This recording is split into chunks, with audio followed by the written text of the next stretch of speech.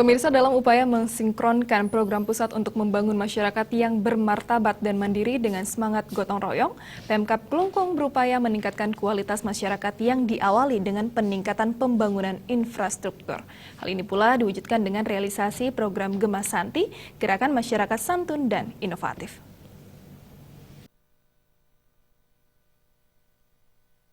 Perbaikan infrastruktur diyakini akan berdampak pada pembangunan SDM di Kabupaten Klungkung.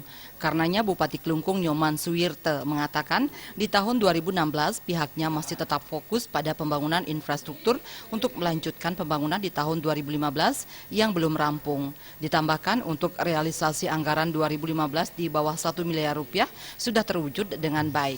Sementara untuk tahun 2016 pihaknya telah menganggarkan 1 triliun lebih untuk pembangunan infrastruktur.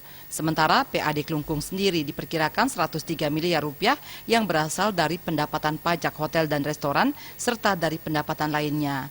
Diharapkan semua pembangunan utamanya yang berhubungan dengan program City Tour yang telah dianggarkan dana sekitar 7 miliar akan rampung pada bulan April tahun 2016 sehingga program ini bisa direalisasikan.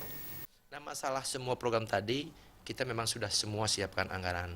Salah satu kita bentuk City Tour kan, City Tour di Kabupaten Klungkung.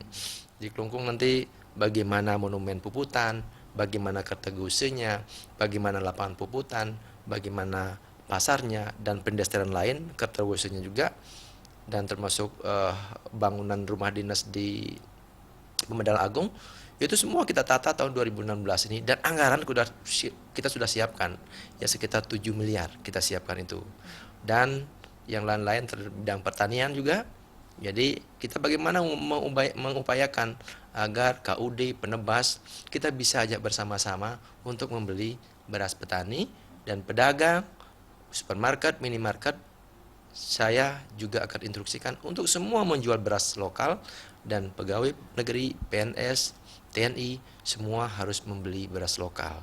Mungkin ini sudah banyak dilakukan terutama pembelian, tetapi kita mencoba menggarap ya di bidang pertanian ini. Salah satu produknya adalah padi dari hulu sampai hilir gitu.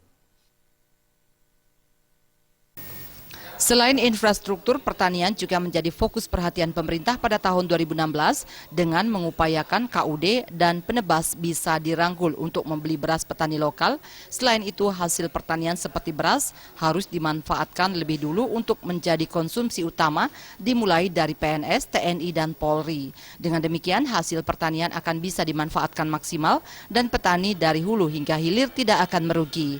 Pradnya Paramita dan